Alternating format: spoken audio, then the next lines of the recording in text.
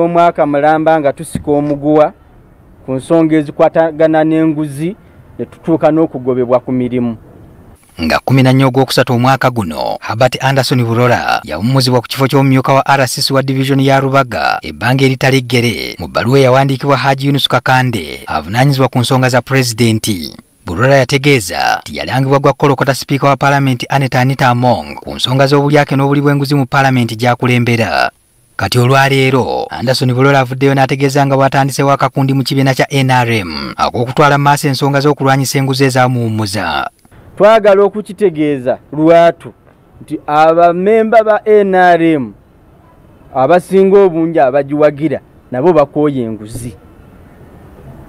Olwaleero twagala okweyawula kwabo n'ensi ekimanye nti ffe abamu newankubadde tuli ba NRM tetukkiriziganya na nguzi, tetukkiriziganya na kukozesa bubi ofiisi, tetukkiriziganya na nkufuga mbi.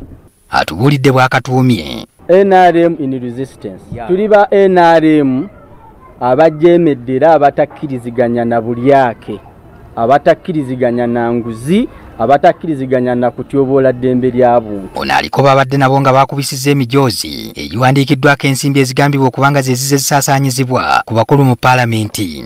Ffe nga abakkiririza mu kibiina kya NRM ebyo ebitusibwako nti tuli babbi, ebyo bitwogerwako nti no tuli bakenuzi, tuli bali banguzi, twagala tweyawule, twesengejje, buli omu amanye waali. Abali b'enguzi tubamanye nti bali mu paati B n'abalala bali mu paati A. Paalamenti agiise enfo ya bumenyi bw'amateeka. Twagala kubuuza paalamenti ebyogerwa bituufu, ebikolebwa bituufu.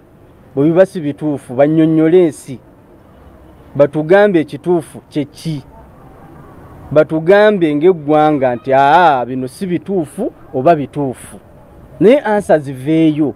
Bwe ziba tezivuddeeyo kitegeeza nti awo buba bumenyi bw'amateeka bwe batubyogeddeeko. Alumiriza nti olutalo lw'enguzi lulemye kaliisoliiso wa gavumenti ne ssaababalizi w'ebitabo bya gavumenti.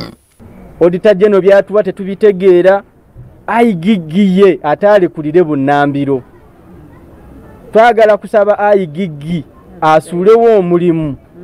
Tetusobola kubeerawo nga tusasula buli kaseera nga kye tusasulira ekinene nnyo kye tusobola okufuna kwe kujja okutugamba nti nno omunaku alabye, omwavu wa kufa, tetugenda kufa, tugenda kwerwanako.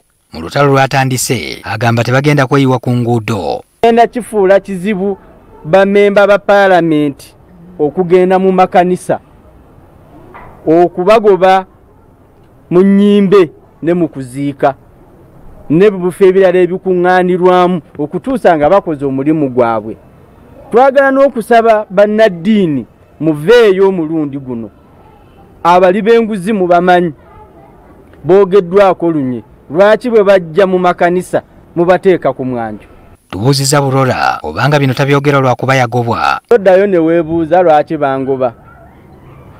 Bw'ofuna ansa lwaki bangoba era omanya nti kye mbadde njogera soogera kyogere, mbadde nkikola, nkiruddeko nti oli watuukira ogamba nti nedda otutamye. Ekimutamye si bubi bwange, ekimutamye si butakola, ekimutamye kwogera ku ekyo ky'ayagala ate nze kye ssaagala. Twagadde n'okumanya obanga okusaba kwe kwe yasaba awummulire ddala emirimu kwaddibwamu, n'ategeeza nti yawandiika yamala ebiddirira tayagala kumanya. Ne mbategeeza nga bwe sigenda kudda ku mulimu era bwe sikyagwetaaga, era bwe sikyetaaga instructions zonna kuva mu gavumenti. Bw'abuuziddwa obanga mu kiseera kinaafuna omusaala n'addamu bw'ati. Nagugaana bwe banaagumpa nja guzzaayo. Kuba nabagamba tebaddamu kunsasula kuba siyina kyenkola. Saagala kubeera nga ayigiggi, mbeere ku mulimu siyina kyenkola ate ensasulo. Bwe banaagumpa nja guzzaayo. Guno si gwe gunaaba gusoose Anderson Bulola okubaako n'ebibiina by'awagira ebiriko ebigendererwa eby'enjawulo. Yaliko ne mu kibiina kya Jobless Brotherhood abavubuka abaasuulako n'obubizi ku paalamenti mu ngeri y'okulaga obutali bumativu ku byali bigenda mu maaso mu paalamenti. Patrick Ssenyondo, NTV Akawungeezi.